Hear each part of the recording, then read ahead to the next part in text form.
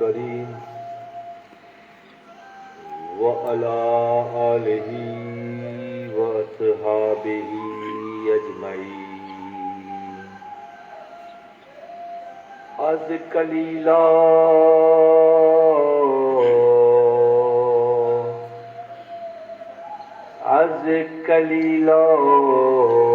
باز جو آخر سرا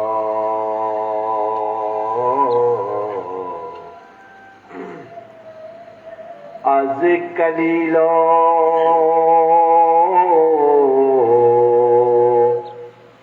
باز جو آخر سرا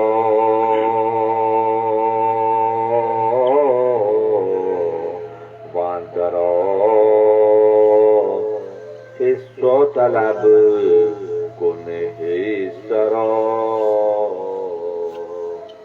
از کلیلا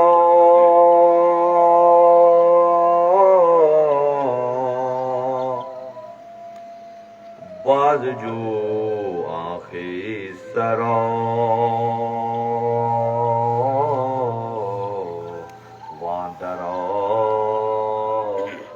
قصہ طلب کنه سرا گفت پیغم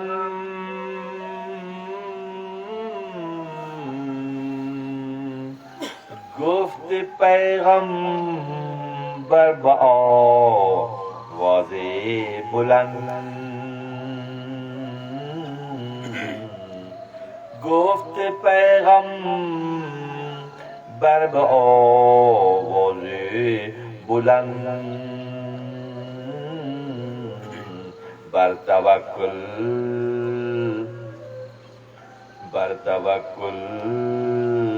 زانوی اشتر ببند رمز کاسب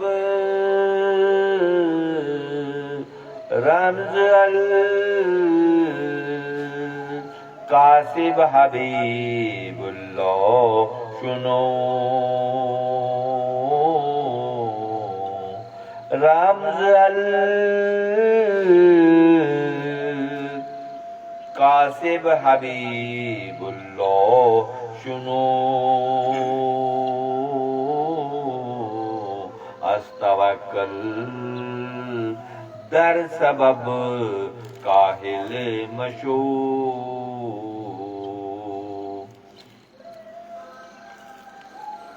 انتہائی واجب الاحترام شب جمعہ کے سامعین مجلس، اللہ تعالیٰ کا بے حد شکر احسان ہے کہ ہمارے مرکز خانقاہ مولائے روم میں ہر شب جمعہ کو حضرت مولانا جلال الدین رومی رحمۃ اللہ علیہ کی تعلیمات کے فروغ کے لیے آپ کی مثنوی شریف کے اسباق کی شرح کا یہ سلسلہ الحمدللہ ثم الحمدللہ ایک طویل عرصے سے جاری ساری ہے۔ یہ بلا شبہ اللہ کا انعام و اکرام ہے، اس کی توفیقات ہی کی بنیاد پر یہ سلسلہ الحمدللہ احسن طور پر یہاں اس کا اہتمام ہر شب جمعہ کو ہوتا ہے، اور اس خانقاہ کی تعمیر کا مقصد بھی یہی ہے کہ حضرت مولانا جلال الدین رومی رحمۃ اللہ علیہ کی مثنوی شریف جو کہ حضرت عبدالرحمن جامی رحمۃ اللہ علیہ کے مصداق مثنوی مولوی مانوی ہست قرآن در زبان پہلوی کہ فارسی زبان میں قرآن کی شرح کی کتاب کا نام مثنوی شریف ہے۔ جب تک سامراجی اور استعماری طاقتوں کو غلبہ حاصل نہیں ہوا تھا تو ہمارے اسلامی تعلیمات کے شعبے میں مثنوی شریف جو ہے درس نظامی کا حصہ تھی۔ سارے مختلف فقہی تعلیم اور قرآن کے حفظ کا مرحلہ اور قرآن کی شرح کی کیفیات سب سے گزر کر جب طالب علم جو ہے اس مقام پر پہنچتا تو پھر آخر میں اسے مثنوی شریف پڑھائی جاتی، جس کے نتیجے میں اس کے اندر ادب آ جاتا، عاجزی آ جاتی، انکساری آ جاتی، خود شناسی آ جاتی، خدا شناسی آ جاتی، اور وہ بہترین معاشرے کو فیض پہنچانے والی شخصیت قرار پاتا۔ اب المیہ یہ ہوا جب سامراجی طاقتیں اس حصے میں ان کا غلبہ ہوا اور پورے عالم اسلام پر مختلف جگہوں پر مختلف سامراجی فکر کے کو تسلط حاصل ہوا، تو سب سے پہلا کام انہوں نے یہ کیا کہ مثنوی شریف کو سبق سے نکال دیا، درس نظامی سے نکال دیا، جس نتیجے میں سب کے پاس، مفتیان ملت کے پاس سندیں تو ہیں، ادب نہیں ہے، سندیں تو ہیں، بلند پروازی نہیں ہے، خود شناسی نہیں ہے، خدا شناسی نہیں ہے۔ ہاں دعوے تو بہت سارے ہیں، دعوے تو بہت سارے، ہاتھوں برہانکم ان کنتم صادقین، لاؤ دلیل اگر تم سچے ہو۔ تو دلیل کیا ہے؟ جس سطحیت کا ہم شکار ہیں اس وقت، انتہائی سطحیت کا شکار ہیں۔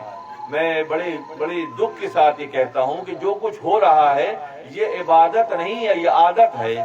اگر عبادتیں ہوتی تو اثرات مرتب ہوتے۔ بھائی کسان فصل بوتا ہے، گندم کی جب بو کے فارغ ہوتا ہے تو کچھ عرصے کے بعد بوریوں کی بوریاں گھر لاتا ہے نا۔ تو ہم 50 سال 40 سال ہو گئے ہمیں یہ تمام معاملات کرتے ہوئے، مگر تبدیلی نہیں آ رہی۔ اس کی وجہ کیا ہے؟ اس کی وجہ یہ ہے کہ جو ہماری تربیت کا بنیادی زاویہ تھا ماضی میں، مسلمانوں کی سربلندی کا جو زمانہ تھا، جامی ہیں، غزالی ہیں، سعدی ہیں، شیرازی ہیں، شمس تبریزی ہیں، مولانا روم ہیں، ہم ان سب سے ایک طرف ہو کر بیٹھ گئے۔ جب ایسے ہو گئے تو پھر ہم کیا ہوا؟ ہم معلق قوم ہو، لٹکی ہوئی قوم بن کے رہ گئے۔ ہاں معاملات تو ادا ہو رہے ہیں، 40 سال گٹھے پیشانیوں پر بھی ہیں اور گھٹنوں ٹخنوں پر بھی ہیں، مگر کیا فکر میں تبدیلی ہے؟ ٹٹولیں اپنے آپ کو۔ گھروں سے نکل کے یہاں اتنی دور آ کے بیٹھنے کا مقصد یہ نہیں ہے کہ آمدم نشستم خورزم برخاستم، آئے کھائے پیے اور چلے گئے بیٹھ کے، ایسا نہیں ہے۔ تبدیلی حتمی طور پر چاہیے، اور تبدیلی کے لیے اگر کچھ نفوذ بھی تیار ہو جائیں جو تبدیلی یعنی کہ سکوت اور جمود اور سطحیت اور گراوٹ کے ماحول سے نکلنے کے لیے عزم کا ارادہ کریں، تو اللہ تعالیٰ کیا کرتا ہے؟ اللہ تعالیٰ کرتا کیا ہے؟ والذین جاہدوا فینا لنہدینہم سبلنا، جو اس راستے پہ محنت کرتے ہیں خدا ان کے راستہ بنا دیتا ہے۔ محنت مشروط ہے، ترقی محنت سے مشروط ہے، اور محنت جب کوئی بندہ کرتا ہے، کوئی لوگ کرتے ہیں، کوئی گروہ کرتا ہے، کوئی جماعت کرتی ہے، خدا ان کی محنتوں کو، کس چیز کی محنت؟ دنیا طلبی کی محنت، یا کوئی دنیا طلبی کی بات نہیں ہو رہی، یہاں تو اللہ کی پہچان کی بات ہو رہی ہے۔ ہر کے خود بشناخت یزدار و شناخت، من عرف نفسہ فقد عرف ربہ، جو خود کو پہچانے گا وہ خدا کو پہچاننے جیسا ہو جائے گا، اور جو خدا کو پہچان لے گا ایک مرتبہ تو خدا اس کی محنت کو ضائع نہیں کرے گا۔ ایک دفعہ کی پہچان ہو جائے گا، جب پہچان ہو جائے گی تو پھر وہ خدا کی نظر میں خدا اس کو مقام و مرتبہ عطا کرے گا۔ میں یہ سمجھتا ہوں ظاہری طور پر کہ اب تبدیلی کا وقت ہے۔ سامراجی طاقتوں کی سطحیت کا جو مذہب بنا کر انہوں نے دیا، جس نتیجے میں مسلمان مال و دولت بھی بہت ہے اسلامی ممالک کے پاس، وسائل بھی بہت زیادہ ہیں، وہ تعلق باللہ کی کیفیت ہے، تو سوال یہ جواب یہ آئے گا کہ تعلق باللہ کی کیفیت نہیں ہے، اور تعلق باللہ کی کیفیت ہوتی تو منظرنامہ بہت مختلف ہوتا اور بہت پختگی ہوتی، کیونکہ ہم محنت سے نکل کر سطحیت کا شکار ہو گئے۔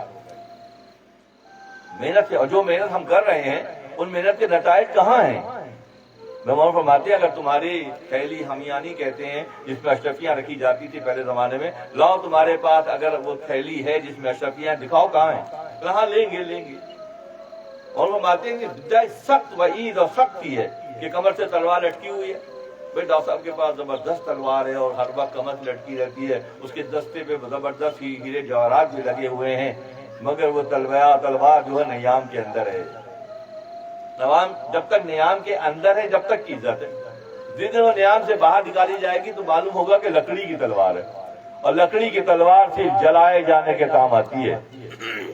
جو لکڑی کی تلوار ہے، جو لوہے کی تلوار ہے وہ کاٹتی ہے، اور جو لکڑی کی بے عملی کی لکڑی کی تلوار، سطحیت کی لکڑی کی تلوار، خود پسندی کی لکڑی کی تیار، تکبر کی لکڑی کی تلوار جو اندر ہے نیام میں ہے تو اچھی، جس دن نیام سے باہر آئے گی تو معلوم ہوگا کہ یہ تو صرف جلائی جائے گی۔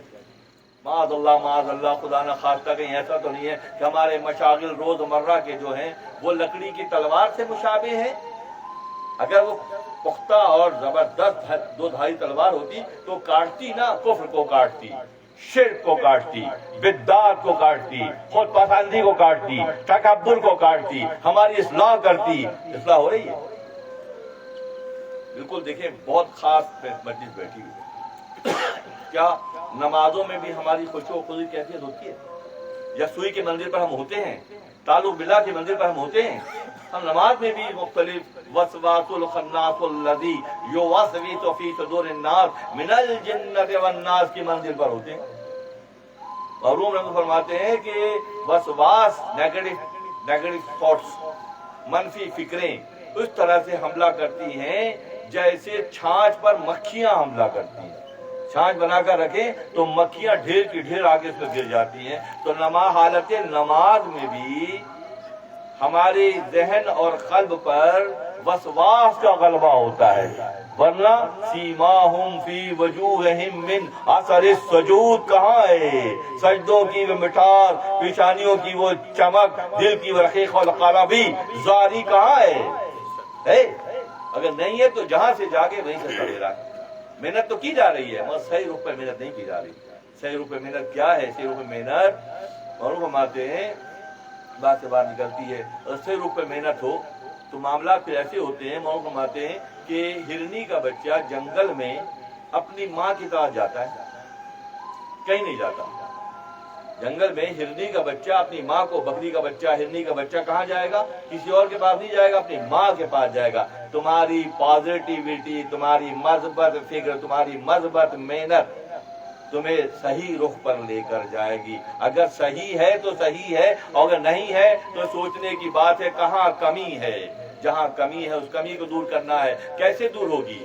اساتذہ ہیں، یونیورسٹیز ہیں، کالجز ہیں، مختلف ڈگریاں گھروں میں ہیں، کیا وہ ڈگریاں ہمیں فیض پہنچا رہی ہیں؟ ہاں، شکم سیری کا انتظام تو خوب ہو رہا ہے، بہترین کھانے کھائے جا رہے ہیں، بہترین مکانات اور ڈرائنگ روم کے جو ڈیکوریشن بہترین اعلیٰ پیمانے کی ہے۔ وہ بات یہ ہے کہ مقصد تخلیق کیا ہے؟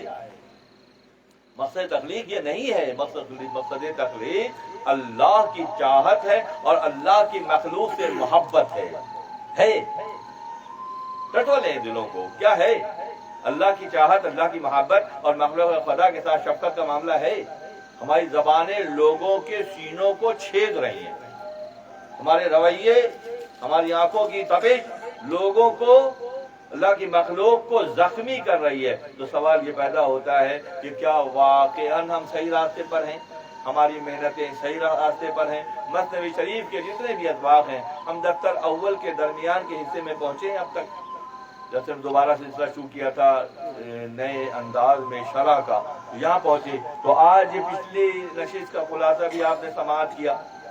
جناب آصف کامران چلپی صاحب نے بہت احسن انداز میں گزشتہ نشست کے بیان کا خلاصہ، بہت خاص انداز کا خلاصہ پیش کیا۔ الفاظ کی بنت، الفاظ کا انتخاب اور بیان کو سلیس انداز میں تحریر کر کے پڑھنا بلا شبہ خوبی کی بات ہے۔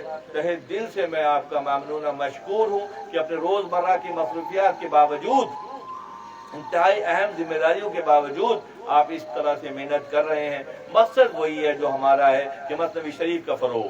میں چاہتا ہوں کہ میرے جوان جو بچے ہیں ان سب کے زبانوں میں معروم کی مثنوی شریف کی چاشنی ایسے پیدا ہو جائے کہ جہاں بیٹھے وہاں چمک جائیں۔ چمکنے سے مراد اپنی توقیر عزت کی بات نہیں کر رہا، میں ماحول کو روشن کرنے کی بات کر رہا ہوں۔ قلوب پہ اثر ہو گفتگو کا، علم کا وہ زاویہ دکھایا جائے جو اب تک غفلت کی وجہ سے پردے پڑے ہوئے ہیں۔ مثنوی شریف معاملات میں سدھار پیدا کرنے، فکر میں بالغی پیدا کرنے، روحانیت میں اضافہ کرنے کی کتاب کا نام ہے۔ پچھلی نشست تک کا خلاصہ آپ نے سنا۔ آج ایک بالکل ہی نیا اور اچھوتا مضمون مولانا روم شروع کر رہے ہیں۔ بالکل اسلوب جو ہے مثنوی شریف کا دوستوں بالکل قرآن کے انداز کا ہے۔ قرآن کے بعد ایک ہی مضمون چل رہا ہے، اچانک نیا مضمون آ جاتا ہے، اس سے پھر ایک اور مضمون نکل آتا ہے۔ یہ قرآن کا اسلوب کہلاتا ہے کہ قرآن اس انداز میں اللہ نے جو قلب احمد علیہ السلام کے قلب پر نازل کیا، تو اس میں معنی و مطالب اور اس کے مضامین بہت تیزی سے تبدیل ہوتے ہیں. جو صرف حروف کو ادا کرتے ہیں انہیں ایک لفظ کی 10 ایک حرف کی 10 نیکی مل جائے گی، اور جو اس کی معنویت پر غور کرتے ہیں، جو اس کے اللہ کے پیغام کو سمجھنا چاہتے ہیں، وہ ہر لمحے ہوشیار رہتے ہیں. بے شمار مثالیں دی جا سکتی ہیں. اس وقت ذہن میں آ رہی ہے سورہ انبیاء کی آیت. حافظ صاحب وَظَنُّونِ إِذْ ذَهَبَ مُغَاضِبًا فَظَنَّ أَن لَّن نَّقْدِرَ عَلَيْهِ فَنَادَىٰ فِي الظُّلُمَاتِ أَن لَّا إِلَٰهَ إِلَّا أَنتَ سُبْحَانَكَ إِنِّي كُنتُ مِنَ الظَّالِمِينَ.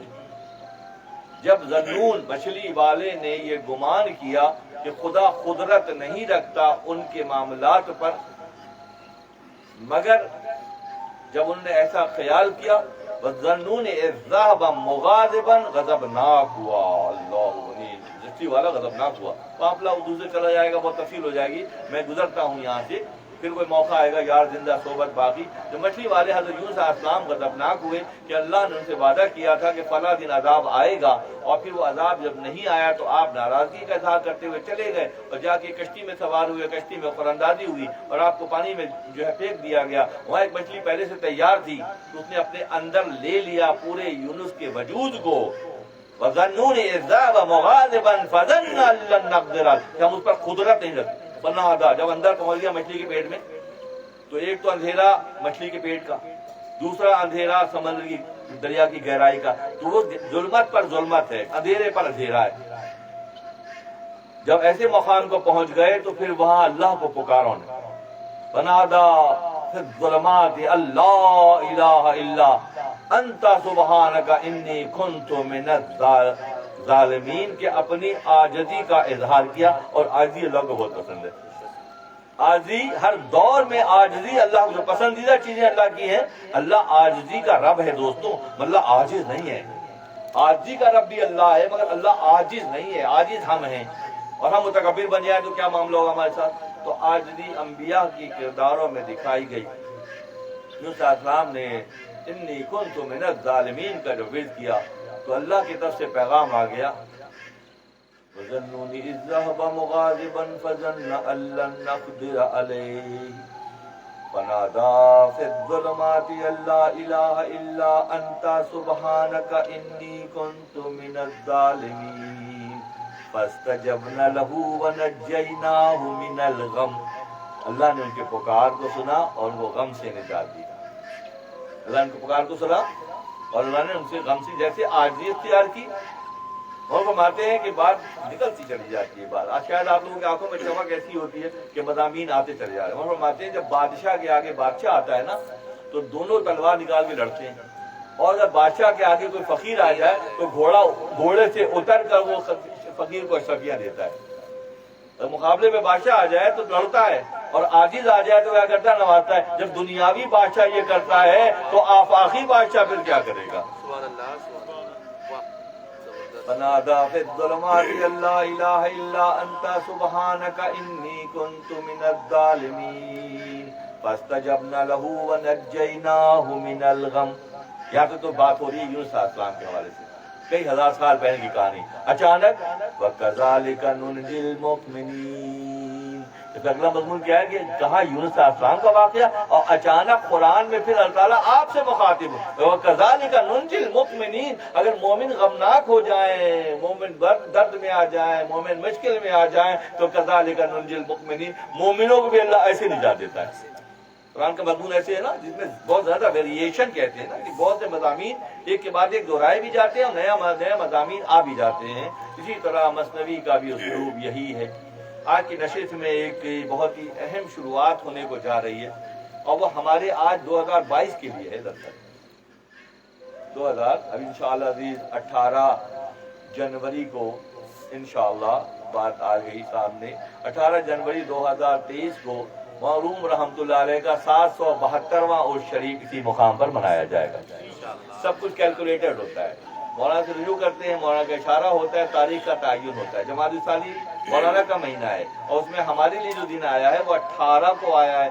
8 اور 9 کا سیغہ ہے، اور اسلامی اعتبار سے 23 آیا ہے. 3 اور 2 5 کا سیغہ ہے. اب ہمارے بچے جو اس بات کو جانتے ہیں، سمجھتے ہیں ان نکات کو اچھی طرح سے کہ ان سیغوں میں کیا بات چھپی ہوئی ہے، 9 میں کیا چھپا ہوا ہے اور 5 میں کیا چھپا ہوا، الگ مضامین ہے، تو انشاءاللہ ہوگا۔ تو یہ مضمون جو آج سے شروع کیا جا رہا ہے بالکل مختلف ہے اور اسی دور کے حوالے سے ہے۔ فرماتے ہیں از کلیلہ بازو آخر سرا وندرا خصہ طلب کن حصرا۔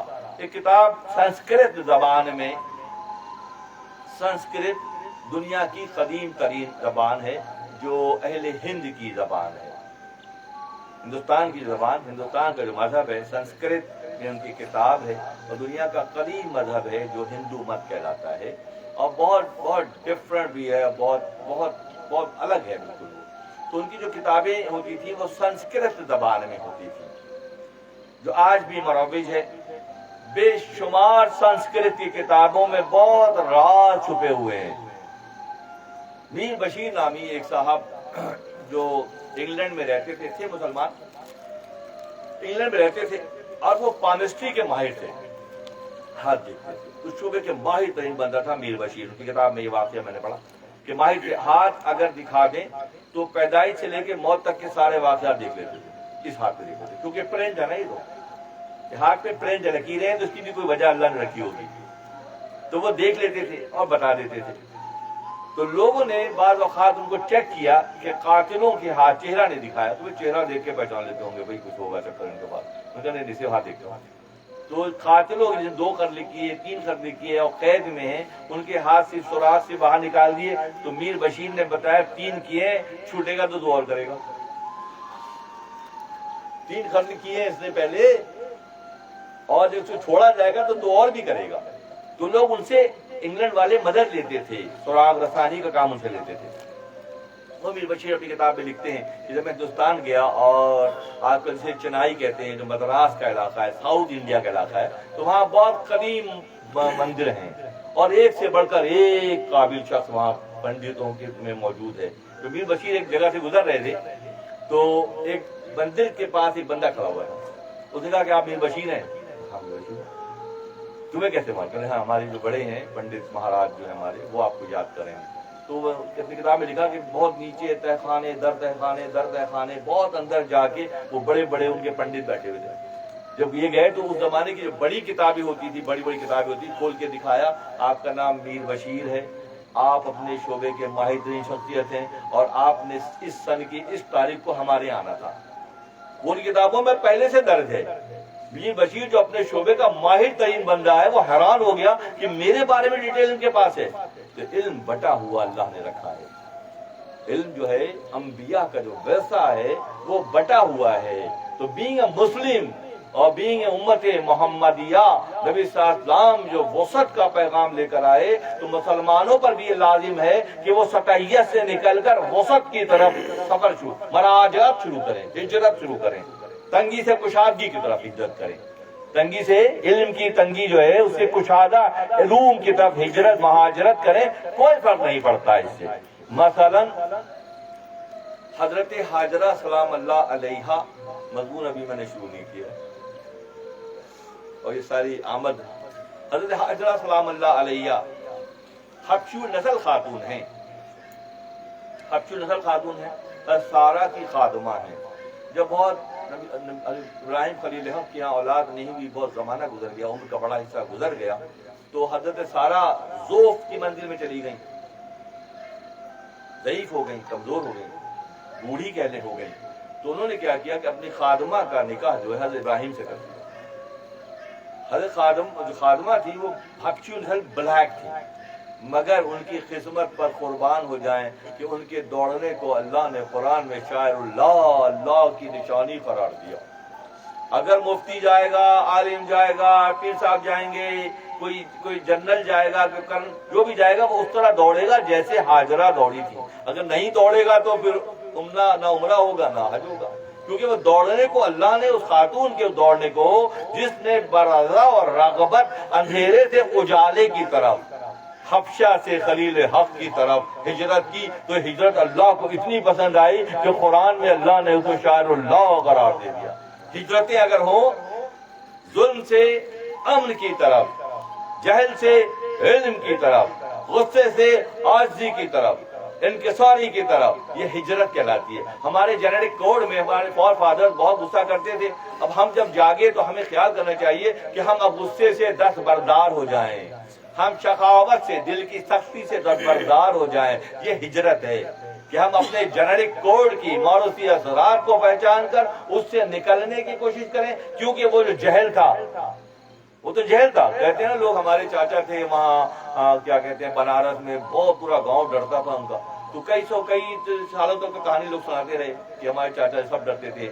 بعد میں بتا کہ چاچا سے ڈرنا کوئی اچھی بات نہیں تھی، وہ اللہ کی مخلوق پر ظلم کی بات تھی، اللہ کی مخلوق کے ساتھ ذاتی کی بات تھی۔ اب رات کھل گیا کہ چاچا جو کرتے تھے وہ اچھا کام نہیں تھا، کیونکہ اگر وہ اچھا ہوتا تو چاچا کا خاتمہ بالخیر ہوتا۔ خاتمہ بالخیر تو نہیں ہوا، بہت مشکل سے ہوا بھائی۔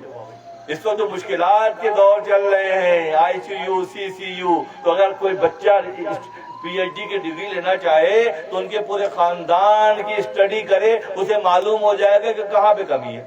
میرا دعویٰ ہے کوئی نوجوان بچہ کسی کے خاتمہ بالخیر میں نہ ہونے کی کیفیت کو دیکھے، کسی کے انجام کو بہت خراب ہوتا ہوا دیکھے، تو میرا دعویٰ یہ ہے کہ اس کی ریسرچ کرے، پورے جنیٹک کوڈ کی اسٹڈی کرے، اسے معلوم ہو جائے گا کہ اس خانوادے سے کہاں غلطی ہوئی ہے جس کی بنیاد پہ ان کا یہ حال ہوا۔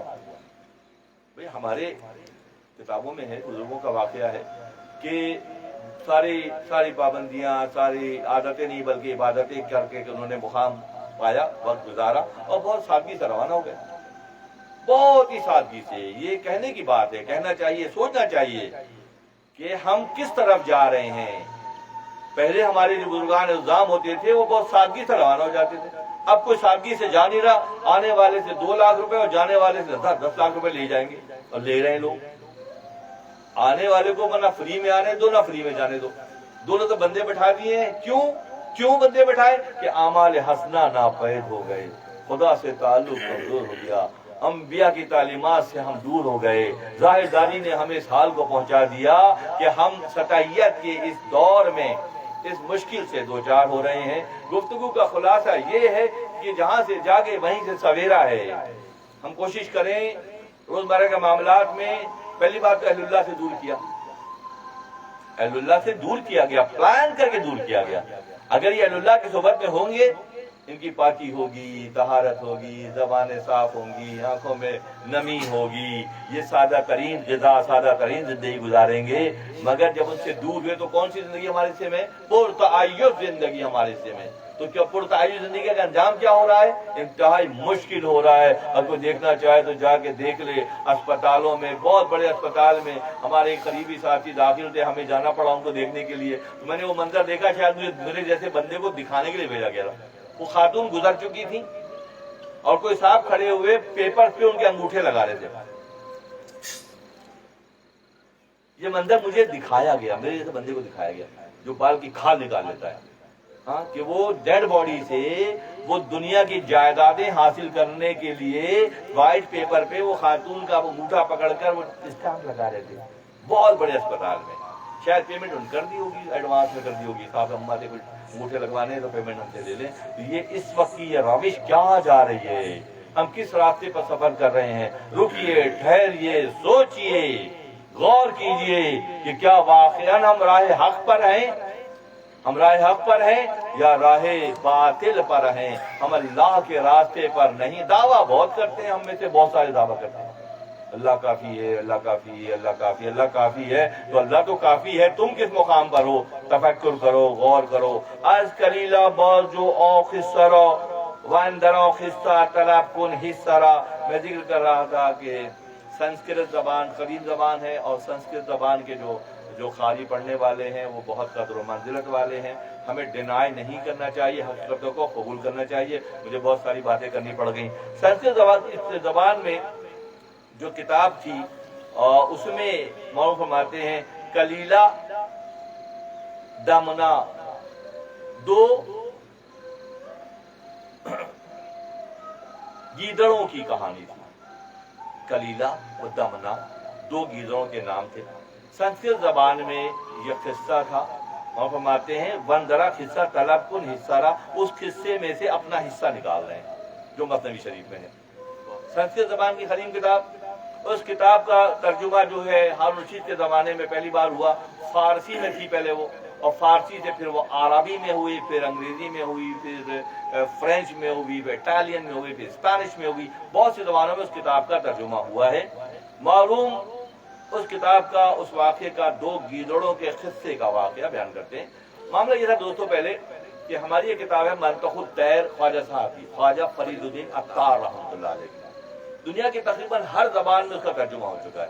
मंतखुत तैर, परिंदों की बोली। तो परिंदों की बोली में बाज कबूतर से क्या कहता है, और कबूतर जो है खुमरी से क्या कहती है, और खुमरी मोर से क्या, इस तरह के वाक़यात हैं। वो वाक़यात की कसस की शक्ल में है जो मंतखुत तैर कहलाती है। संस्कृत की जबान में दो गीदड़ों का जिक्र, और उसमें फिर उनकी बातें और उसमें नसीहतें। पहले ज़माने में जो मसनवियाँ लिखी जाती थी और किताबें लिखी जाती थी, उसमें जो तबलीग का अंदाज कह सकते हैं, तरबियत का अंदाज कह सकते हैं, तो वो इस तरह की गुफ्तगू में होती थी। वो फरमाते हैं कि बाज जो आखिर बाज अकलीला बाजू आखिर सरा वंदना खिस्सा तलब कुन हिस्सा, कि फारसी और फारसी के बाद दूसरी ज़बानों में तर्जुमा हुआ उसका, और वो उसी किस्से को लेकर दर कलीला ख्वांदा बौशी लेकर खैर अफसाना बुआद ने मागजरा, अब पूरा किस्सा पढ़ा हजरत जी ने। चले उसमें तो छिलका छिलका, मैं तुम्हें मगज दिखाता हूँ। वो किस्सा मालूम ने पढ़ा, दो गीदड़ों का किस्सा जिसमें वाज और नसीहत भी है, और तबलीग भी है, और तरबियत भी है, और किरदार साजी भी है ना, कुछ हो तो जमाने में होता था। और मौलाना का पैमाना से कहीं ऊंचा है। फरमाते हैं कि दर खलीला ख्वांदा बौशी लेक खैर अफसाना बुवद ने मगज, उसमें सिर्फ छिलका ही छिलका है, अफसाना ही अफसाना है, और तुम्हें मैं उसका मगज दिखाता हूँ।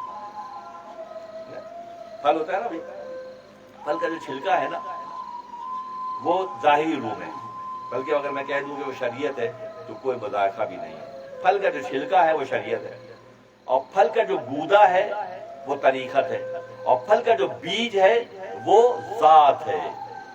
सबसे अहम बीज है जो जात से मंसूब है, दरमियान में गूदा है जो सब खाते हैं चौक से, और छिलका कौन खाता है?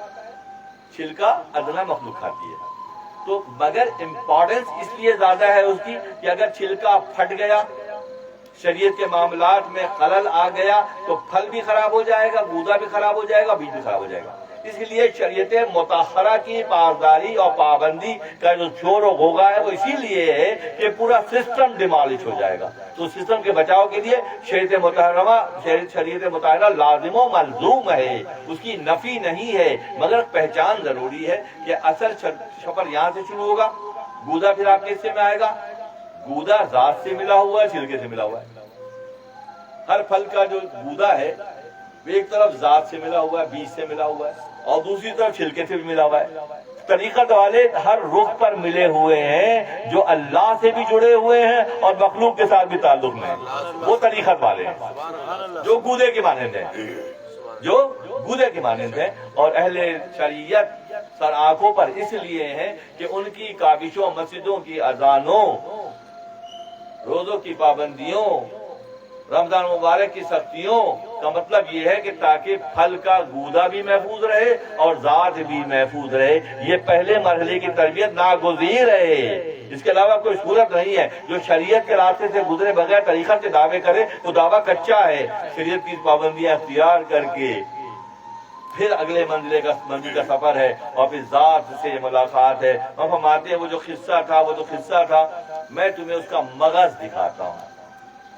अब गुफ्तगू शुरू होती है कि एक इलाके में, बहुत सरसब्ज इलाके में, और बात ये भी है कि छुपी हुई के गुफ्तगू के आखिर में आसिफ साहब बयान कर रहे थे कि देखना, ख्याल करना, किसी हलके के हाथ में हाथ मत दे देना, क्योंकि बहुत से ऐसे हलके हैं जो दावा तो कर रहे हैं, उनमें पुख्तगी नहीं है। मौलाना उनकी निशानदही भी करते हैं, मौलाना उनकी निशानदही फरमाते हैं। तो ये किस्सा जो शुरू होगा आज, गालिबन 2 से 3 हफ्तों में चली जाएगी बात, क्योंकि बात बहुत तवील है और दरमियान में बहुत से हवाला जात भी आते हैं जो वक्त की मुनासबत से होते हैं, तो उसके साथ इंशाअल्लाह हम कहते हैं कि एक इलाके में, बहुत सरसब्ज इलाका, पहाड़ी इलाका, हरियाली का इलाका था।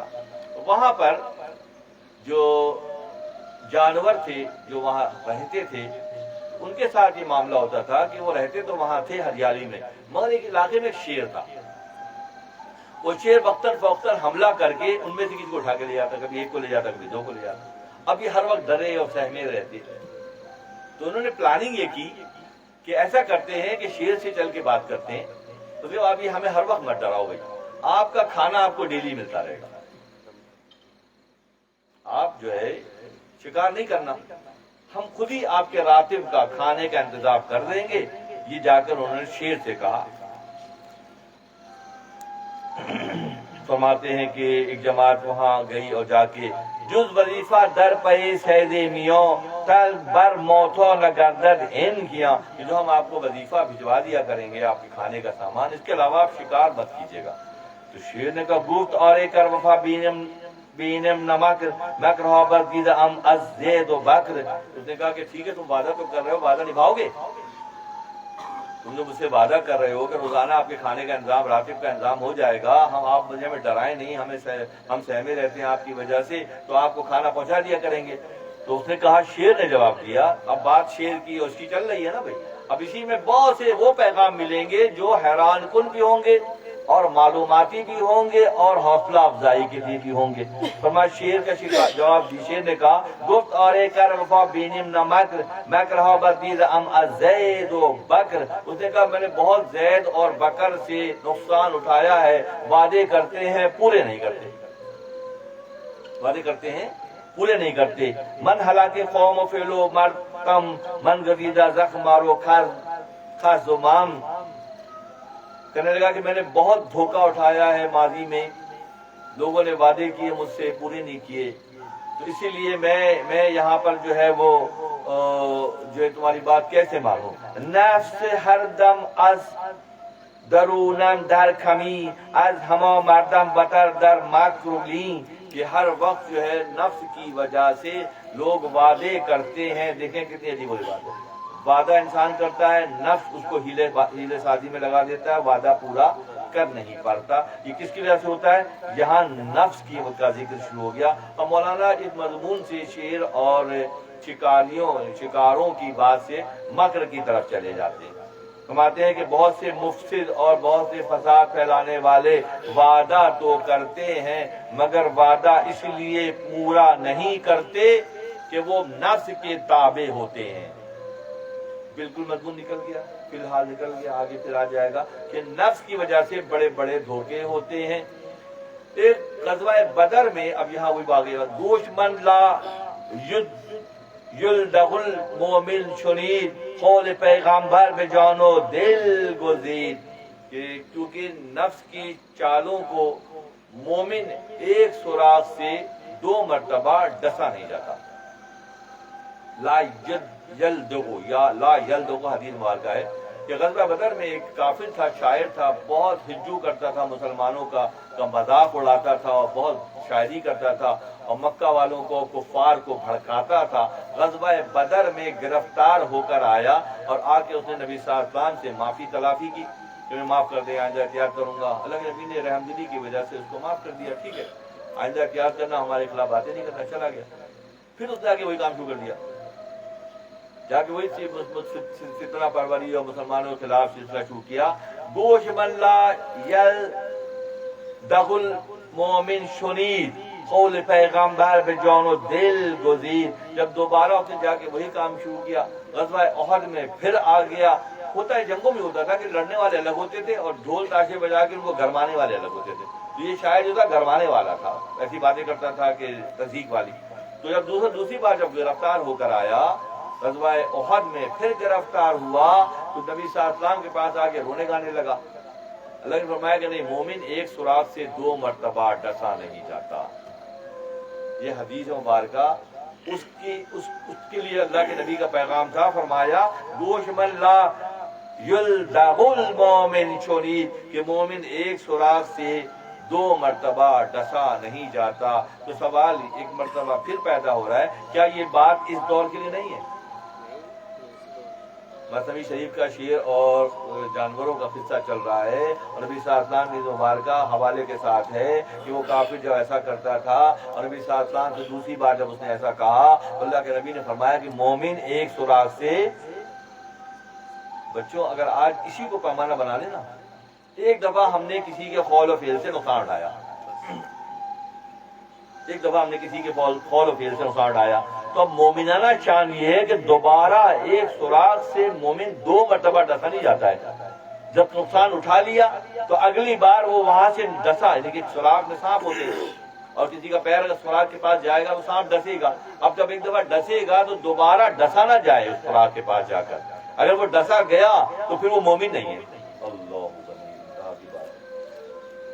اگر وہ اس سوراخ سے، اس بندے سے، اس قوم سے، ان لوگوں سے دوبارہ نقصان اٹھایا، اس نے سنہرے حروف سے لکھ کے لگایا جائے اس حدیث مبارکہ کو کہ مومنانہ شان یہ ہے کہ مومن ایک مرتبہ دھوکہ کھاتا ہے، دوبارہ دھوکہ نہیں کھاتا۔ اگر دوبارہ وہ دھوکہ کھاتا ہے اس کا مطلب یہ ہے کہ وہ مومن نہیں ہے۔ اللہ غنی، اللہ غنی، کہاں سے کہاں چلی گئی بات؟ گوش من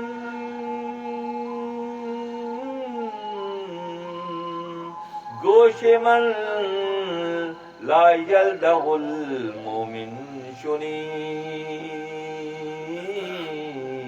قول پیغمبر جان و دل، اپنے دل اور جان سے پیغمبر صلی اللہ علیہ وسلم کی اس بات کو پکڑ لو۔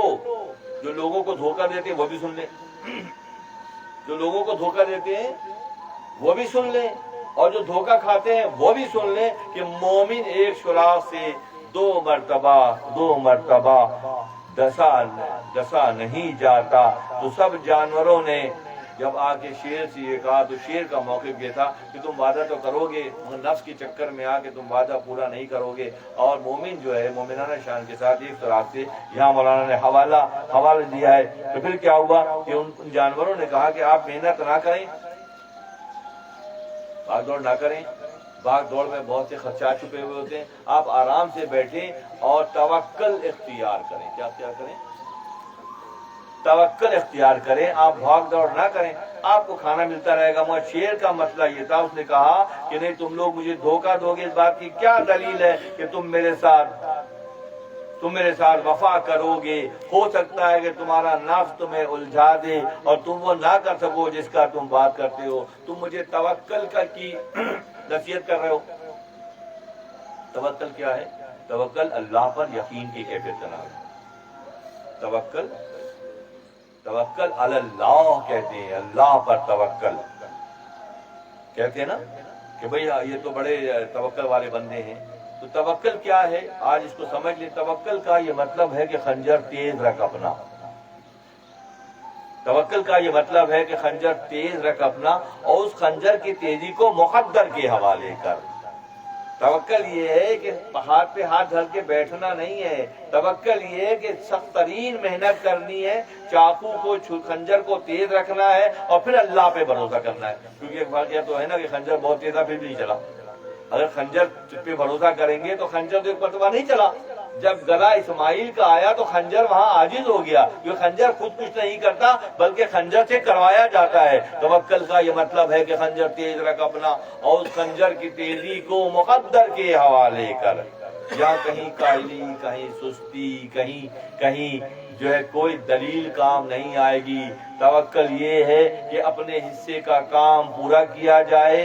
اور پھر ایک مشورہ دے رہے ہیں کہ ان کو ڈر لگا ہوا تھا، وہ شیر سے کہہ رہے ہیں کہ تم ایسے بھاگ دوڑ نہ کرو، توکل کرو، ہم جو تمہیں دیں وسیع گزارا کرو۔ شیر کا موقف یہ تھا کہ توکل جو ہے وہ یہ صحیح نہیں ہے بلکہ محنت ہے۔ تو محنت کیا ہے؟ معلوم کے پاس دلیل و براہین کی کوئی کمی نہیں ہے۔ فرماتے ہیں گفت پیغمبر با آواز بلند، گفت پیغمبر با آواز بلند، بر توکل زانوے اشتر ببند۔ نبی صلی اللہ علیہ وسلم مسجد میں تشریف فرما ہے، ایک عربی صاحب آئے اور آ کر جو ہے وہ محفل میں شامل ہوئے۔ تو عربوں کا زمانہ یہ قدیم ہزاروں سال سے یہ معاملہ تھا کہ وہ ایک رسی رکھتے تھے اپنے پاس لمبی سی اور وہ سر پہ باندھ لیتے تھے، اور جب سوار ہوتے تو سر پہ باندھ لیتے، اور جب سواری سے اترتے تو اس کو یہاں سے نکال کے گھوڑے یا اونٹ کے پیر میں باندھ دیتے، وہ وہیں کھڑا ہوا ملتا۔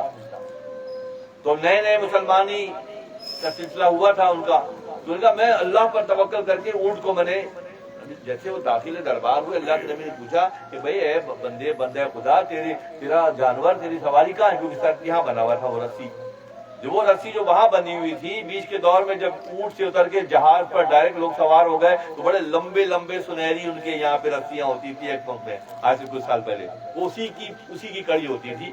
تو پوچھا کہ تمہارا جانور سواری کہاں ہے؟ سوار تو میرے سامنے آ گیا، رسی یہاں بنی ہوئی ہے، میں نے اس کو اللہ کے بھروسے پہ چھوڑ دیا۔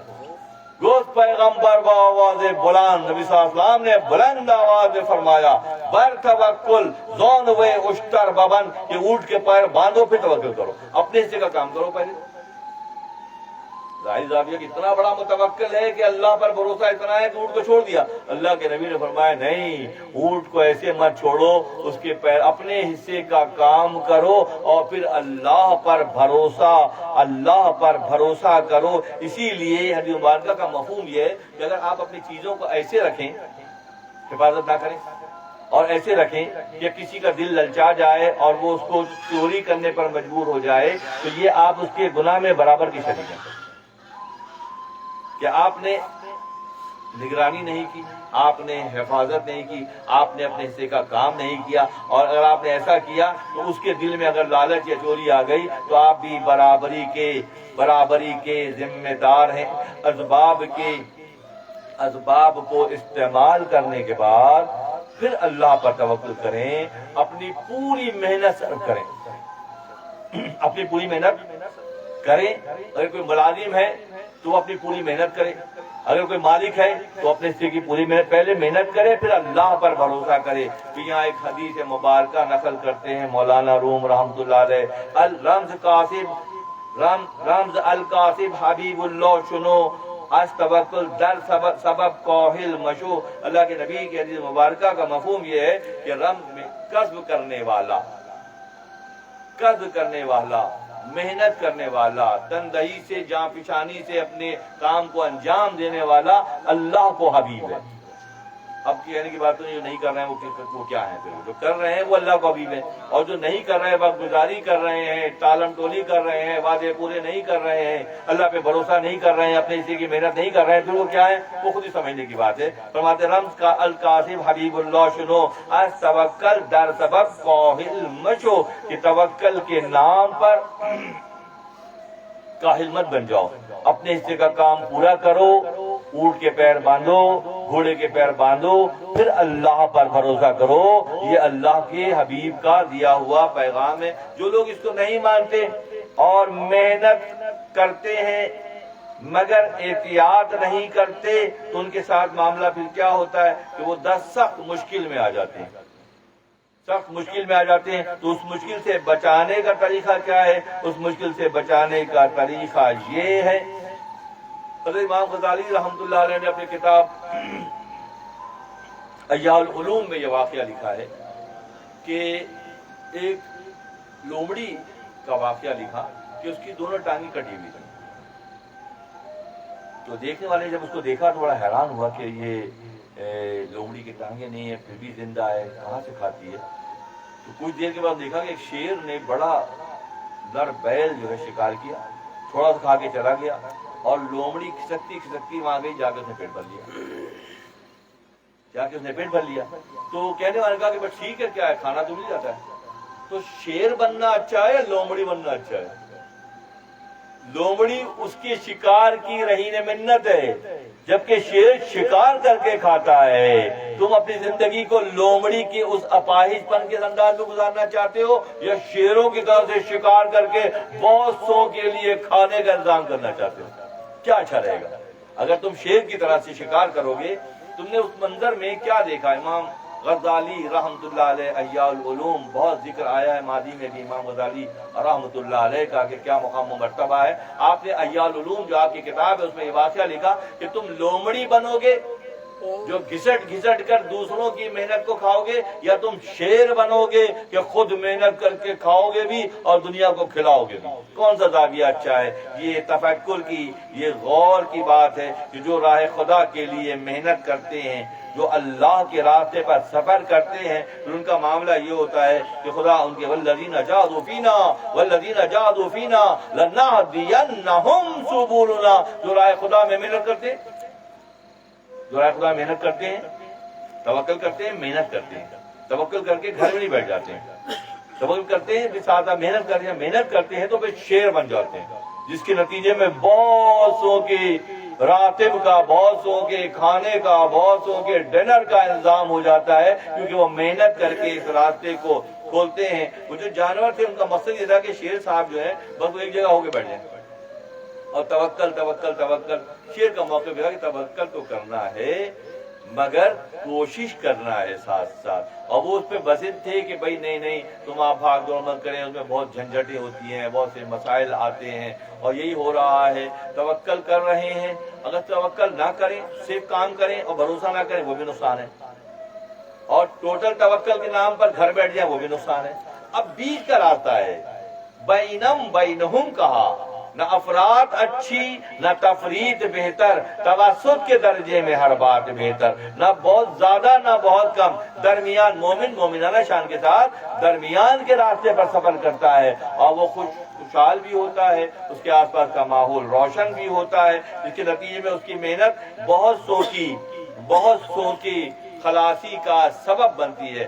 مگر توکل کر رہے ہیں اور اللہ پر رکھ رہے ہیں، مگر اپنے حصے کا کام نہیں کر رہے، اپنے سے کام پورا کرنا ہے، ورنہ خدا کی مصلحتیں تو ایسی بھی ہوتی ہیں، خدا کی مصلحتیں عجیب و غریب ہوتی ہیں۔ شریعت مطہرہ سارے قوانین ہمارے آپ کے لیے ہیں، خدا سے بے نیاز ہے نا۔ جب یہ قرآن میں بے شمار واقعات ایسے ہیں جو عقل میں نہیں آتے، چٹان سے اونٹنی کا نکلنا عقل میں نہیں آتا، اسماعیل کی جگہ پہ مینڈے کا کٹنا عقل میں نہیں آتا، آگ کا ابراہیم کو نہ جلانا عقل میں نہیں آتا، پانی کا موسیٰ کو راستہ دینا اور فرعون کو ڈبونا عقل میں نہیں آتا۔ یہ سب عقل سے ماورا کیفیات ہیں جو ادرویہ قرآن، اس کا مطلب خدا کی وسعتوں کا لامتناہی سلسلہ ہے۔ قوانین ہمارے لیے ہیں، قوانین بنانے والے کے لیے نہیں ہے، وہ تو امپلیمنٹیشن جو ہوگی وہ ہم پر ہوگی، وہ تو قادر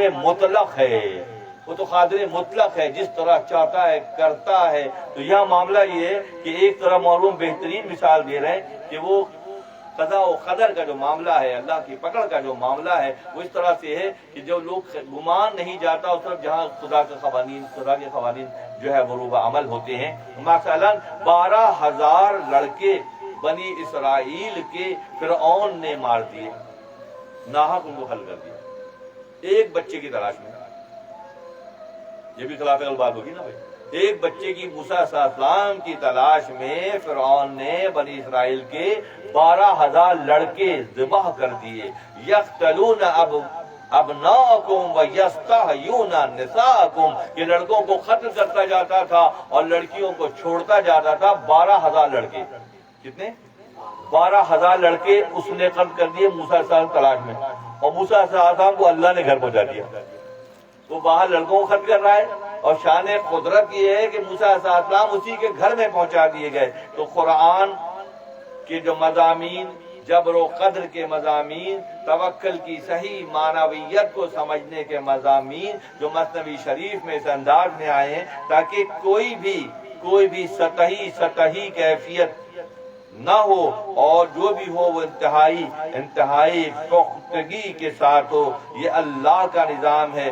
شیر اور جانوروں کی زبان میں جو میسیجز ہمیں مل رہے ہیں، یہ اسی بات کی نشاندہی ہے کہ اس طرح سے فکر کو پختہ کرنا ہے کہ ہم نے بے شیر بننا ہے یا ہم نے لومڑی بننا ہے۔ پوری زندگی لوگوں کی اسی سطحیت کے ساتھ گزر جاتی ہے۔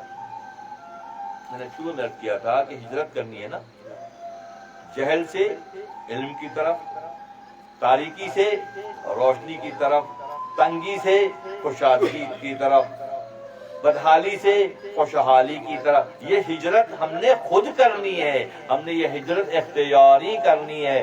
جب ہم ہجرت کرتے ہیں، والذین جاہدوا فینا کی آیت یہاں پہ صادق آتی ہے، لنہدینہم سبلنا، اللہ تعالیٰ راستے نکالتا ہے، اس جدوجہد کو چیک کرتا ہے، سڑک کو چیک کرتا ہے، اس کی الکاتب و حبیب اللہ جو کسب کرتے ہیں، جو محنت کرتے ہیں، وہ اللہ کو محبوب ہیں، تو وہ کسب کرنے والوں کو پسند کرتا ہے، اور جب کسب کرنے والوں کو پسند کرتا ہے تو پھر راستے کیا ہوتا ہے؟ راستے کھلتے چلے جاتے ہیں۔ تم یہ نہیں دیکھ رہے، کیا خوبصورت بات شیر کی زبان سے مولانا کروا رہے ہیں۔ گفت شعر ولے رب العباد، نر زبانیں پیش پائیے مون اور کہ ارے تم کیوں توکل کی اس طرح کی بوڑھی باتیں کر رہے ہو؟ محنت کرو۔ تمہارے پیروں کے پاس اللہ نے، نردبان کہتے ہیں سیڑھی کو، فارسی میں سیڑھی کو نردبان کہتے ہیں۔ شیر کی زبان سے کہلوا رہے ہیں کہ تمہارے پیروں کے پاس ہی جدوجہد کی سیڑھی لگی ہوئی ہے، تم پایا پائے چڑھ کے آسمان کی بلندی کو چھو سکتے ہو۔ کیا خوبصورت بات ہے کہ اسباب و وسائل محنت و مشقت کے بعد جو حصے میں آتے ہیں تو اس کے نتیجے میں انسان کے پاس وسائل و اسباب اللہ بے درے بھیجتا ہے۔ جب بھیجتا ہے تو سمجھنے والے سمجھ جاتے ہیں۔ گفت شیر آرے والے رب العباد، نر زبانیں پیش پائیے موت، تمہارے پیروں کے پاس تو وہ سیڑھی لگی ہوئی ہے۔ پایا پایا رفت بایا سوئیے بام، ہاتھ جبری بودنی جا تھام اے خان، کہ جو یہ کہتے ہیں کہ ہم مجبور لاچار ہیں، مجبور لاچار انہوں نے خود اپنے آپ کو بنا لیا ہے، ورنہ اللہ کے اسباب کی دنیا میں بے شمار اسباب ایسے ہیں جو تمہارے پیروں کے پاس ہیں۔ اگر تم اس کو اختیار کرو گے، اس پہ چڑھو گے اس سیڑھی پر، تو چڑھتے چڑھتے تم آسمان کی بلندی تک پہنچ جاؤ گے۔ باغ کا مالک، صاحب مل کہہ لو، کارخانہ کہہ لو، آفس کہہ لو، بینک کہہ لو، جو بھی چاہو کہو، کہ باغ کا جو مالک ہے وہ مالی کے ہاتھ میں بیلچا دیتا ہے۔ باغ کا مالک مالی کے ہاتھ میں بیلچا دیتا ہے۔ اس کا مطلب یہ ہوتا ہے کہ جاؤ کام کرو۔ اس مالک نے ان مالیوں کو یہ بیلچا دیا، اس مالک نے، اس باغ کے اس مالک نے، اللہ نے ہر شخص کو ہاتھ دیے۔ اس کا مطلب کیا ہے کہ مالک چاہتا ہے کہ جا کے محنت کرو۔ اس میں اشارہ چھپا ہوا ہے نا۔ باغ کا مالک اپنے مالک کو بیلچا دیتا ہے، اللہ جو ہے پوری انسانیت کو بیلچے جیسا ہاتھ دیتا ہے۔ یہی جہاز چڑھاتے ہیں، یہی مٹی کھودتے ہیں، یہی پہاڑوں کو توڑتے ہیں، یہ ڈیم بناتے ہیں، یہی کھیتی باڑی کرتے ہیں، یہی آئی ٹی کے ٹیکنالوجی کو امپروو کر کے آگے سے آگے، یہی ہاتھ دیا جا رہا ہے نا بھائی، یہی ہاتھ ہے جو کام کر رہا ہے نا۔ جب مولانا فرماتے ہیں کہ جب مالک نے، باغ کے مالک نے بیلچا دے دیا، اب وہ لوگ جو کام سے دل چراتے ہیں، ہم دست ہم چو بیل اشارت ہے اوز اوکر اندیشی عبارت ہے اوز، یہ اشارہ ہے، ہاتھ تمہارا بیلچے کی مانند ہے، اور اس کو استعمال کرنے کا اپنی جبری کیفیت سے نکل جاؤ کہ ہمارا اختیار نہیں ہے۔ اختیار تو ہے، اس کے لیے ہاتھ ہی اشارہ ہے کہ ہاتھ اللہ نے دیا ہے اختیار کام کرنے کے لیے۔ اب جو کام کرتے ہیں، فرائض نبھاتے ہیں، ڈیوٹیاں پوری کرتے ہیں، لاٹ لالی نہیں کرتے ہیں،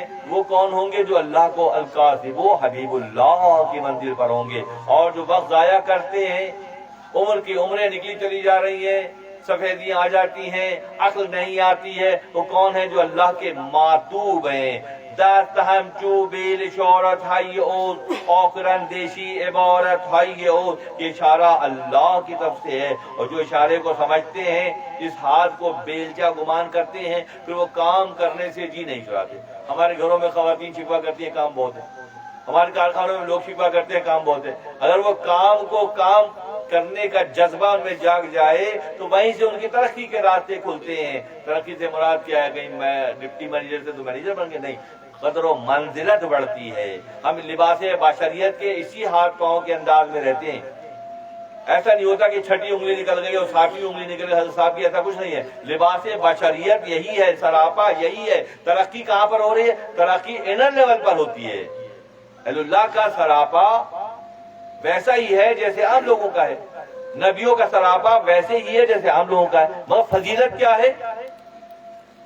فضیلت کیا ہے؟ فضیلت ان کے انر لیول پر ہے، ان کی فکر کی ہے، ان کی روحانیت کی ہے، ان کی خدا سے تعلق کی کیفیت کا نام ہے۔ اللہ کے نبی اللہ فرما رہا ہے، خود اللہ فرما دیجئے، اللہ فرما رہا ہے قرآن میں، آپ فرما قل ان کن قل انا بشر مثلکم، آپ فرما دیجئے کہ میں تمہارے جیسا بشر ہوں۔ قل انا بشر مثلکم یوحا الیہ، تم میں اور مجھے فرق ہے، شکل و شباہت، عادت و اطوار سب ایک جیسے ہیں، مگر جو فرق ہے وہ فرق کیا ہے کہ مجھ پر وحی آتی ہے۔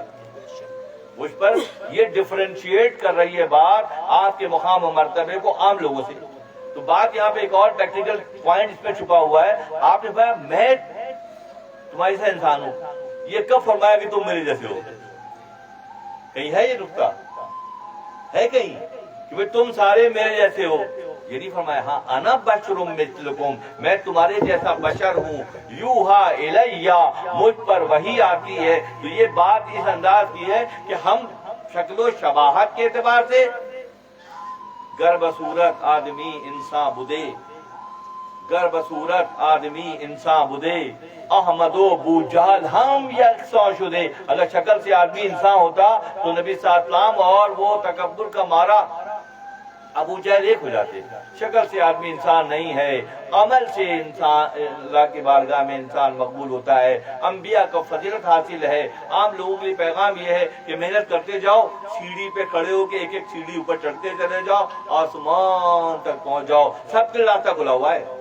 جو اس راستے کو پہچان کر توکل کی منزل پر آ کر اللہ کے دوستوں کی صحبت اختیار کر کے اللہ کے نبیوں کی اور دوستوں کی تعظیم کر کے سیڑھی پہ چڑھے گا وہ آسمان تک پہنچ جائے گا. جو متکبر ہوگا ابو جہل کی طرح سے وہ راندہ درگاہ ہو جائے گا. آپ فرما دیجئے، آپ فرما دیجئے، قرآن میں جگہ جگہ قل آیا ہے، بے شمار قل ہے. قل ہو اللہ، آپ فرما دیجئے، آپ جانتے ہیں اللہ ایک ہے. آپ فرما دیجئے اللہ ایک ہے. قل کہہ کے اپنی بات بھی منہ سے تیرے سنی. اللہ نے اپنی بات بھی آپ کی زبان سنی. اللہ نے اپنی بات بھی آپ کی زبان اثر سے سننا پسند کیا. قل کہہ کے اپنی بات بھی منہ سے تیری سنی. کتنی ہے گفتگو تیری اللہ کو پسند. کیا فرما رہے ہیں اللہ؟ مولانا فرماتے ہیں کہ اگر گرچہ قرآن از لب پیغمبر، اگرچہ کہ قرآن پیغمبر صلی اللہ علیہ وسلم کے لب مبارک سے ادا ہو رہا ہے، کسی اصحاب نے، کسی خاتون نے، کسی ازدواج نے فرشتے کو دیکھا؟ کسی نے دیکھا؟ بڑے سے بڑے جلیل القدر صحابی نے دیکھا؟ نہیں دیکھا.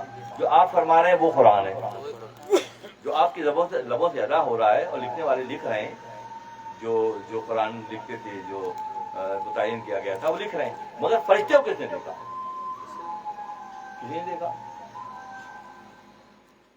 گرچہ قرآن از لب پیغمبر است، اگرچہ کہ قرآن پیغمبر صلی اللہ علیہ وسلم کی زبان سے ادا ہو رہا ہے. ٹھیک ہے، آپ نے فرمایا، اصحاب نے لکھ لیا، قرآن بن گیا. گرچہ قرآن از لب پیغمبر است، ہر کی گوید حق نہ گفت و کافرت. اگر کوئی یہ کہے کہ اللہ نے نہیں کہا تو کافر ہو جائے گا. کیا زبردست زاویہ نگاہ معلوم کا ہے کہ اگرچہ زبان سے محمد عربی صلی اللہ علیہ وسلم کی زبان اثر سے قرآن ادا ہو رہا ہے، ہمارے جانے ہماری روحیں فدا ہو جائیں، قربان ہو جائیں، حق ادا نہیں ہوگا. اگرچہ قرآن نبی صلی اللہ علیہ وسلم کی لب اثر سے ادا ہو رہا ہے، مگر یہ کوئی یہ کہے کہ اللہ نے نہیں کہا ہے، یہ اللہ کا کلام نہیں، وہ کافر ہو جائے گا. گرچہ قرآن از لب پیغمبر است، ہر کی گوید حق نہ گفت او کافرت. تمہارے پیروں کے بعد اسباب و وسائل کے بے شمار، کوئی یہ نہیں کہہ سکتا. دوستوں بڑے غور سے سنو، بے شمار اپورچونٹیز اور بے شمار مواقع اللہ کی جانب سے آتے ہیں.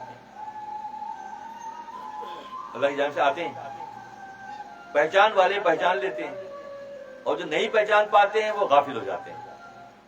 بلغل العلا بکمالہ کشفت دجا بجمالہ حسنت جمیع خصالہ.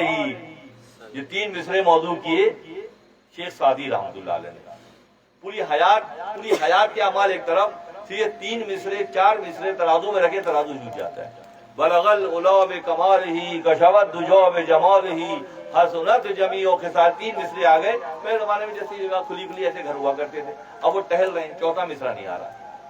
چوتھا ایک شخصیت ظاہر ہوتی ہے، جیسے گیٹ کھول کے کوئی آ گئے یہاں پہ، بگو سعدی صلو علیہ وآلہ، سعدی کہہ دو صلو علیہ وآلہ. سعدی ہوشیار تھے، کہ وہ تو میں بعد میں کہوں گا، پہلے آپ بتائیں آپ کون ہیں.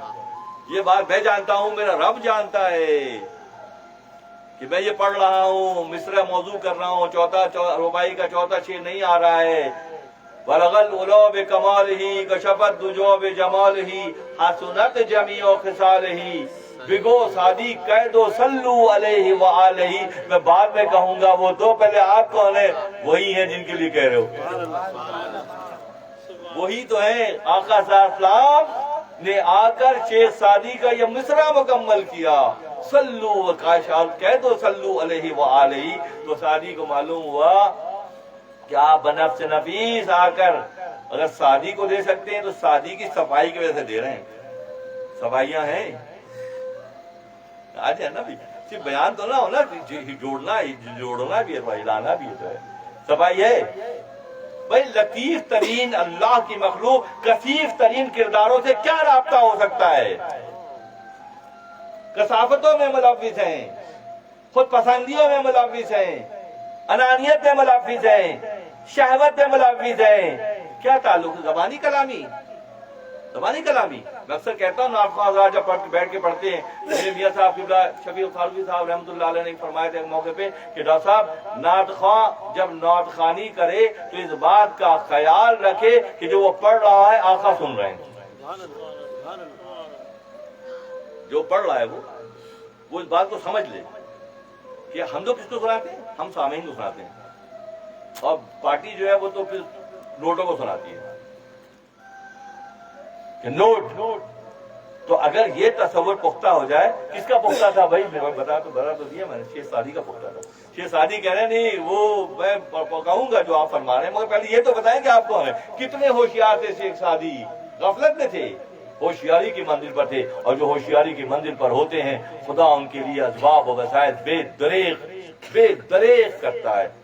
यहाँ पर सूरह ज़ुम्र की एक आयत का हवाला ज़हन में आ रहा है, जब तमाम जहन्नमियों को जहन्नम की तरफ हाँका जाएगा, और जब वो हिसाब किताब के बाद जब वो जहन्नम की तरफ जा रहे होंगे, सूरह ज़ुम्र की आयत है, वसीक़ल लज़ीना कफ़रू इला जहन्नम ज़ुमरा हत्ता इज़ा जाऊहा फुतिहत अब्वाबुहा व क़ाल लहुम ख़ज़नतुहा अलम यातिकुम रसूलुम मिनकुम।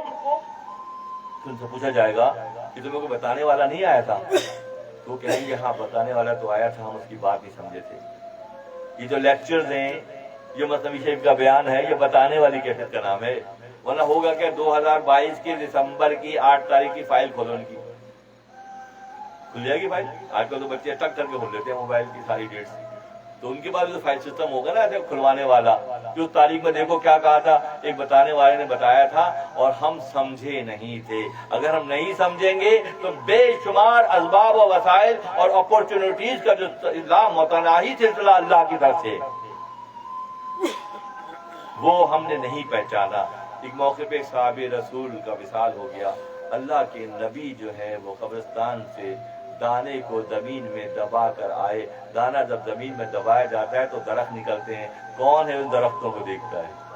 दबा के आगे फारिग हो जाते हैं, वहां फरमाते हैं दरख्त निकलते हैं। एक सहाबी रसूल को जमीन के हवाले करके नबी साहब जब वापिस आए तो हजरत आयशा सिद्दीक़ा रज़ी अल्लाह ताला अन्हा ने आपको टटोल टटोल के देखा। अल्लाह के नबी, इतनी जबरदस्त बारिश हो रही है और आप भीगे नहीं, आप भीगे नहीं। तो नबी साहब फरमाते, आयशा तुमने कौन सी चादर सर पे ली थी, ओढ़नी कौन सी ओढ़ी थी? कहने पुरानी आपकी चादर रखी हुई थी, वो निकाल के मैंने सर पे ले ली। कहने ये तुमने जो चादर को सर पे रखने की वजह से तुम्हें वो नूरानी बारिश दिखा दी गई जो आम लोगों को नहीं दिखाई जाती। मेरे लिबास, मेरी चादर को जब तुमने सर पे लिया तो तुम्हारी आंखें ऐसे रोशन हो गई कि तुम बारिश देख रहे हो। ये वो बारिश नहीं है तुम्हारी वाली, ये बारिश और है, वो आसमान और है, वो बारिश और है। लम्हा लम्हा हम पर बरस रही है, हम उसकी तहफ़्फ़ुज़ की छतरी में हैं। अगर वो बारिश नूरानी बारिश ना हो हमारे वजूदों पे जो हो रही है तो हमारे वजूद बिखर जाएं, मुंतशिर हो जाएं। मगर अल्लाह की क्या शान खल्लाकी है, ये सिर्फ चादर ओढ़ते, चादर की निस्बत इतनी पुख्ता है तो मोहब्बत का मामला फिर कहाँ लेकर जाएगा? सिर्फ ओढ़ी हुई पुरानी चादर में इतना रमक है, इतनी कैफियत है। यूसुफ के कुर्ते की तरह से याकूब की आंखें रोशन करता है। नबी सल्लल्लाहु की चादर में कैफियत है कि आयशा बारिश देख रही, नूरानी बारिश, ये वाली बारिश नहीं जो हमारा आप देखते हैं। नूरानी बारिश देखने जैसे आयशा हो गई। अल्लाह के नबी ने पूछा कि आयशा कौन सी ओढ़नी ओढ़ी थी? फरमाया वो पुरानी एक चादर थी आपकी बलेली थी सर पर, मैंने उसी चादर ने तुम्हें ये मंजर दिखा दिया।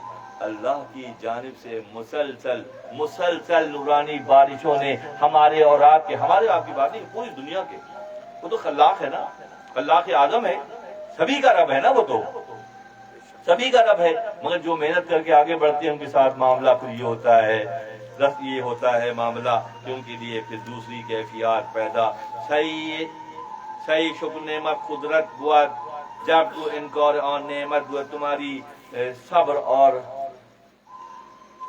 اور شکر کی وجہ سے تمہاری نعمتوں میں اضافہ اللہ کرتا ہے۔ ایک اور نیا مضمون یہاں شروع ہو گیا، شکر نعمت نعمتت افزوں کنت، کفر نعمت از کفت بیرون کنت، یہاں پہ نا وَإِذْ شَكَرْتُمْ لَإِنْ شَكَرْتُمْ لَأَزِيدَنَّكُمْ، تم شکرانہ ادا کرو گے، اللہ کی نوازشات کو پہچانو گے، پھر اس کا شکرانہ ادا کرو گے، اللہ مزید تم پر نوازشات کی بارش کرے گا۔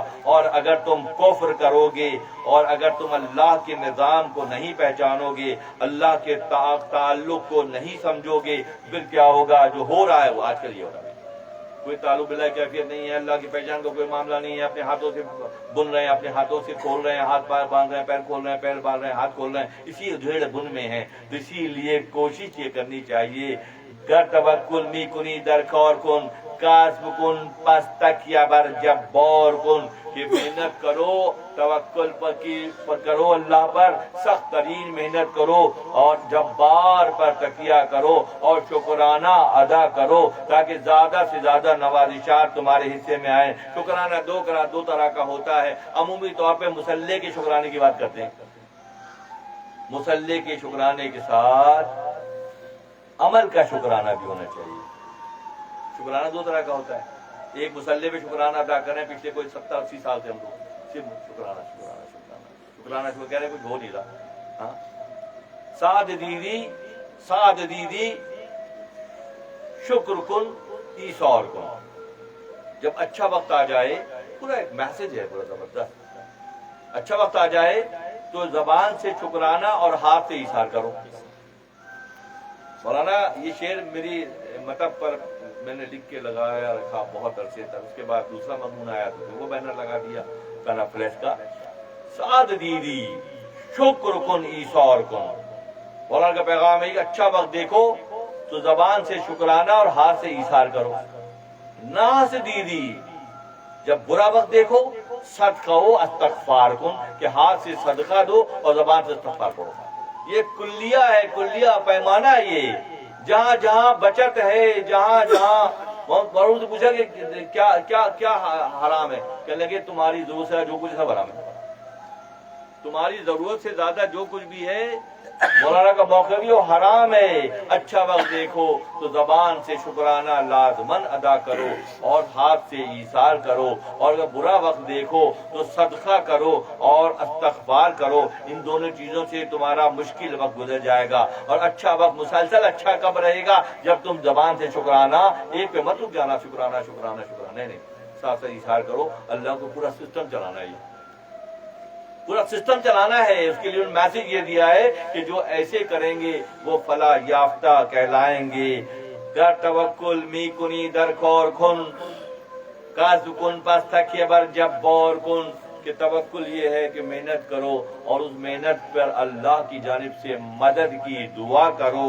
تکیہ بر جبار کن تاوا رہی ورنہ افتی در بلا وہ گم رہی، اور اللہ پر بھروسہ نہیں کرو گے، اپنی صلاحیتوں پر بھروسہ کرو گے، اپنے علم پر بھروسہ کرو گے، اپنے رجحانات پر بھروسہ کرو گے، تو پھر کیا ہوگا کہ سخت مشکل میں گرفتار ہو جاؤ گے۔ فرماتے ہیں تکیہ بر جبار کن تاوا رہی ورنہ افتی در بلا وہ گم رہی، ورنہ بلا اور گمراہی کا شکار ہے یہ معاشرہ۔ معذرت سے کہوں گا، اسپتال آباد ہیں، خانقاہیں ویران ہیں، مساجد میں درمیانہ معاملہ ہے، تو آباد کیا چیز ہے؟ خانقاہ آباد، وہ مسجد ہے اور اسپتال آباد ہے۔